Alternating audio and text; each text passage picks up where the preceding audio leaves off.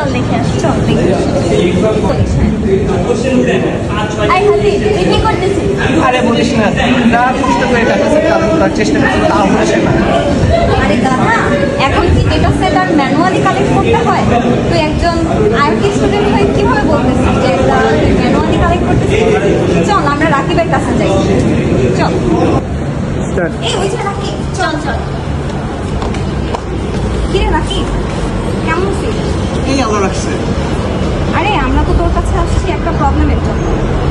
সেটা হচ্ছে হাসিবের হচ্ছে ক্যাপশন প্রজেক্টের জন্য কিছু ডেটা সেট লাগবে, কিন্তু দেখলাম যে ও ম্যানুয়ালি অনেক ডেটা সেট কালেক্ট করতেছে, কিন্তু আমাদের মনে হচ্ছে এটা অনেক সময় সাপেক্ষ, অনেক কষ্ট। তো কি করা যায় বলতো? আরে হ্যাঁ, আমি তো এরকমই একটা প্রজেক্ট করার চিন্তা ভাবনা করতেছি অনেক।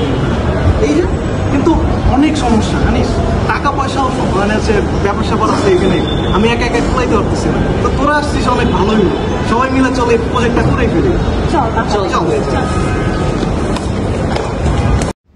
বর্তমানে রিসার্চ ফিল্ডে ডেটাসেট একটি অত্যাবশ্যকীয় উপাদান, কিন্তু বাস্তব জীবনে যে কোনো ডেটাসেট সংগ্রহ খুবই কষ্টকর, এমনকি অনেক সময় অসম্ভব হয়ে পড়ে। মানসম্মত রিসার্চের জন্য প্রয়োজন একটি মানসম্মত ডেটাসেট। এই সমস্যা সমাধানে আমরা তৈরি করেছি ডেটাখোর। ডেটাখোর একটি real time data collection rover, যেটি সংগ্রহ করে একই সময়ে বিভিন্ন রকম ছবি, শব্দ, তাপমাত্রার ডেটা।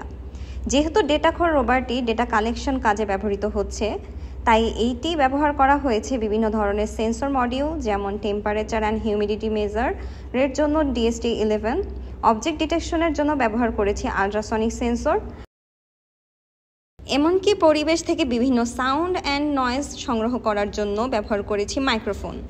আমরা যখন ভিডিও স্ট্রিম থেকে ডাটাগুলো ফ্রেম বাই ফ্রেম সংগ্রহ করে সেটা ফায়ারবেজে আপলোড করতে যাচ্ছিলাম, তখন আমরা কিছু সমস্যার সম্মুখীন হই। এই জন্য আমরা পর ছবি সংগ্রহ করেছি এবং এগুলো ইন্টারনেটের মাধ্যমে ফায়ারবেজে আপলোড করেছি। এর মাধ্যমে আমরা স্বল্প স্পিডের ইন্টারনেট এবং স্বল্প র্যামযুক্ত ডিভাইস দিয়ে আমরা প্রজেক্টটি সম্পন্ন হয়েছি। তাছাড়া আমরা ব্যবহার করেছি ESP32, যেটি ডেটাখোর রোবটটিকে সম্পূর্ণ নিয়ন্ত্রণ করেছে। এমনকি DST-11 থেকে প্রাপ্ত ডেটা এবং মাইক্রোফোন থেকে প্রাপ্ত ডাটাকে ফায়ারবেস সংগ্রহ করেছে। ছবি সংগ্রহের জন্য আমরা মূলত ব্যবহার করেছি OV56 রাসবেরি পাই ক্যামেরা মডিউল, এবং ক্যামেরা মডিউল থেকে প্রাপ্ত ডেটাকে রাসবেরি পাই ফায়ারবেস সংগ্রহ করে এক অতুলনীয় ভূমিকা রাখে। পরিশেষে আমাদের রোভারটি ডেটা কালেকশনে বড় ভূমিকা পালন করবে।